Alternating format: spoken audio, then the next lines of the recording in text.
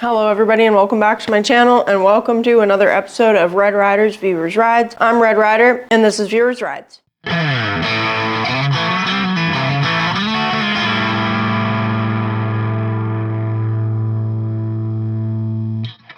Alright everybody, it's what you've all been waiting for, another one of those episodes where you guys provide the content. If you want to have your bike in one of these episodes, then you can send me pictures to the email that's going to be in the description of this video, as well as the bottom of the screen. Just make sure that when you send in your photos, you send large, clear images. A lot of you guys take screenshots off your phone and you try to send those in, and guys, a lot of times those photos are just way too small. They might look good on a phone, but we make these episodes to fit like a computer screen that's a pretty decent sized computer screen. And when I say large, I mean like high resolution. So it'll be like the file size, I guess. Anything smaller than 1 megabyte is gonna be too small. Like 1 megabyte is even smaller than what we like to work with. But if that's all that you have, then we understand. Also, if you have pictures of a bike that you used to have, or if you're sending in pictures of pictures, then just try to take like nice clear photos. I love getting those old school pictures and stuff from your guys' past and stuff like that. I really love those photos the most. I think that they really just add to these episodes all together. Please send a little bit of a backstory if it's like an older photo,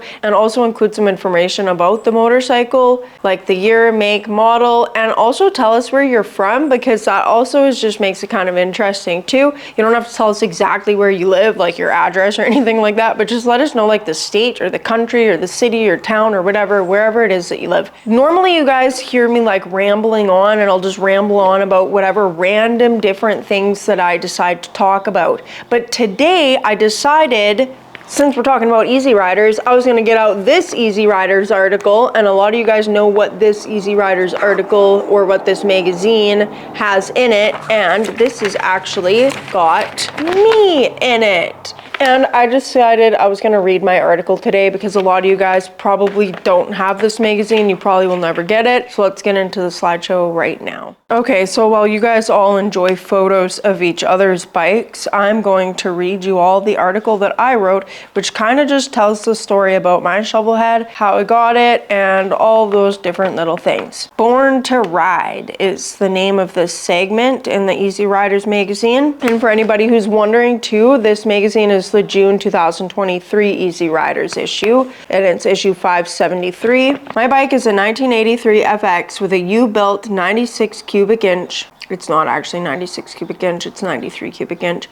S&S stroker shovelhead engine that I bought as a basket case at the age of 16, which means it's been in my life for going on 15 years now, and this is the gist of my story with the old girl that I've been riding since 2018. When I originally bought the bike, I had no intention of ever riding it. The plan was that my dad and I would build it to turn for a profit, but at the age of 19, I got into riding a little dirt bike around for fun and suddenly developed a need for speed. I quickly realized I was hooked and decided the shovel was going to be built to fit me. It would be my forever ride. Money was always a little tight back then, but by age 22, I was able to start making headway with acquiring the parts and materials needed to make my dream machine come to life. Basically everything but the engine and tranny were changed. There are a lot of small custom parts and details. My favorite parts include the tail light, the brass catch can for the breather, and the brake fluid reservoirs. The tail light is easily my absolute favorite part on the whole bike, and it was completely handmade by my dad to my very picky specifications. You'll notice the marble that sits on the brass fitting in the back. It lights up with the brake light and is not fixed, so it can easily change it for one that is a different color, which I'm looking for a purple marble, guys. It's just like a standard size like marble. So if any of you like have an old marble collection and an old purple marble, one with bubbles in it, I will pay you for it. Anyways, back to the article. Then there's the catch can for the crankcase breather, made from an old CB fire extinguisher. The valve on the bottom was added to make for easy drainage when the can is full. The brake fluid reservoirs were made using the glass from the inline fuel filters and fitting them between two custom-made aluminum blocks all fastened up nice and snug with brass acorn nuts. I was very steampunk inspired during the build period, which is why there's so much brass and copper on my bike. The left side was intentionally made to look a little industrial with the placement of the oil pressure gauge, coils, and etc. I've grown up around old bikes all my life and have always been familiar with the Easy Riders magazine. It was usually at my uncle's place where I'd end up getting my hands on those magazines and kept entertained with the different pictures and of course the jokes section. In my little hometown of Penticton, BC, we used to have an annual motorcycle show and shine at Slack Alice's pub. The best years of that event were in the 1990s, and even though I was a little kid at the time, I still remember the exciting energy that went along with what was the best bike show in the Okanagan Valley. Easy Riders even came out a couple of times to take pictures and do what they do. One of those times they even ended up at my uncle's place for an after party. They took a photo from the front yard overlooking his lake that ended up being featured in one of the issues. As a kid, I loved the Reader's Ride section, and I remember thinking how cool it would be if I could be in there one day. And now here I am, submitting pictures of my own bike. How cool is that? And that's that. That's the article, guys. I know some of you guys have this magazine because I did do like a draw when this first came out, and I gave away a few of them, but I don't have any more left to give away. I've only got a few copies left, which I'm saving. So I'm sorry about that, guys. But if any of you are interested, like I said, it's June 2023, issue 573. So that's kind of like the basic gist, I guess, of the story about my shovel head. I am actually planning on doing like a walk around video and just showing some of my parts and stuff like that on my bike a little more up close. I did a video like that at the very beginning of my channel, but I've got a ton of new subscribers, so I figured I should do another video where I show off my bike a little closer and just answer the questions that I always get asked about my bike. I don't know if you guys are into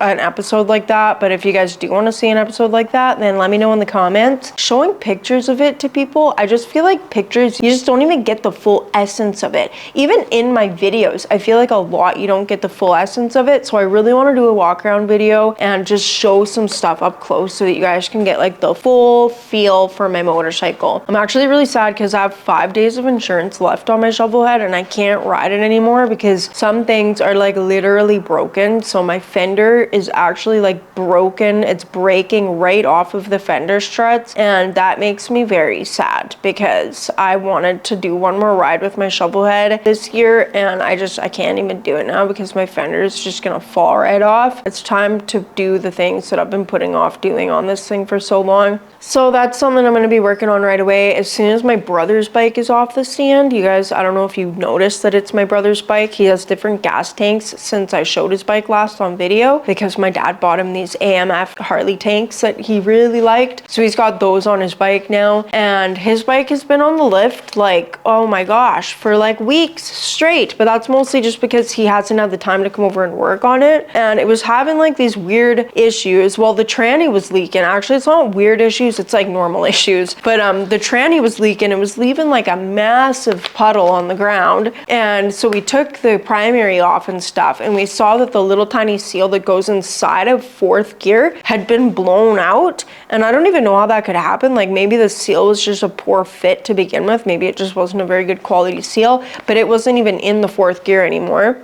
So we changed that out. I put a better seal in there. And then also while we were in there, I was like, maybe we should change the main seal just in case, you know, even though it was a new main seal. And I just don't even know what I was thinking when I thought that, because it was not a good idea, because we changed the main seal, which was probably fine. And then it ended up leaking after we put everything back together. So it was still leaking. So we took it apart again to see why it was leaking so bad. This is something that I probably shouldn't even be admitting because it's kind of silly and kind of dumb on my part, but I know that we've all been there. We've all done dumb stuff working on bikes before. So anyways, his main seal was leaking, and I thought maybe his main seal just wasn't pushed in far enough, so it wasn't actually up against the quart gasket that sits behind it. So I pushed it in a bit further, and then I pushed it in too far. So then it was actually sitting up against the bearing race. It sits against the fourth gear bearing, and that was making it so that the bearing race was just just binding up crazy, so nothing was spinning freely anymore. So I had to go get another main seal. I had to pull out that brand new main seal. Now I've got to put in a new main seal and not push it in too far. And I discovered afterwards that the reason Alchemist's main seal was probably even leaking this time was because I didn't do the sprocket nut up tight enough. And that's probably because I'm paranoid,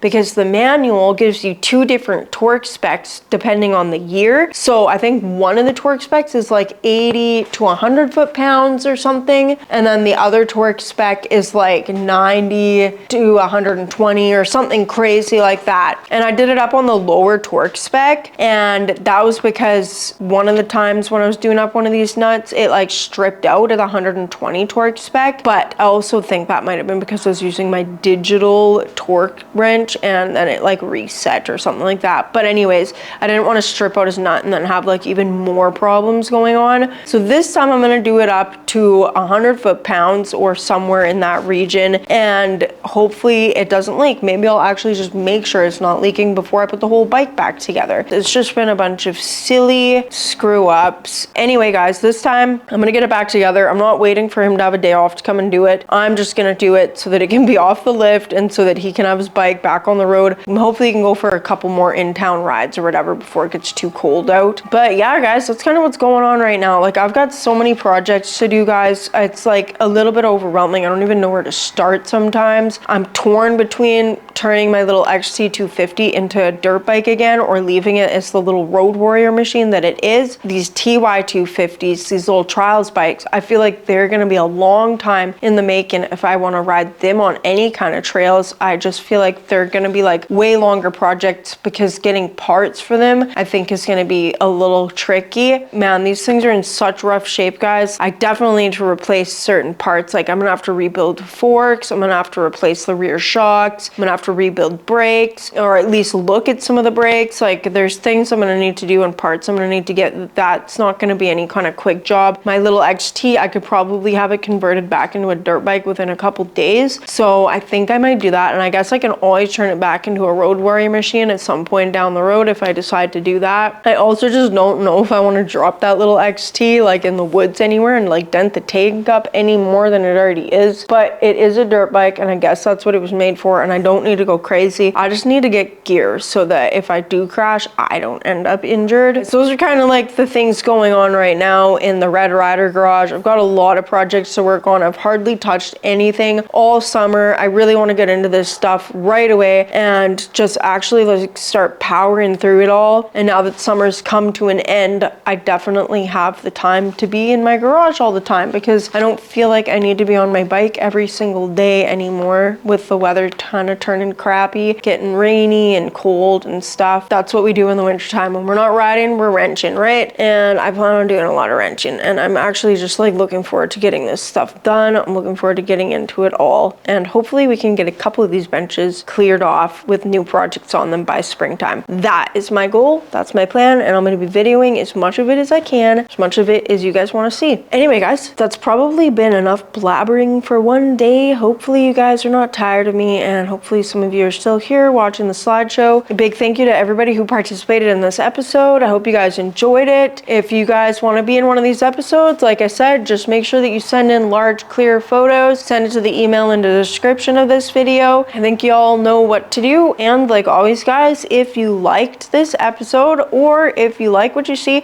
or if you just like me, or even if you don't like me but you like my bikes, then like, comment, subscribe, do all those things you guys do. And like always, my lovely YouTube people, I'll catch y'all on the flip side. Peace.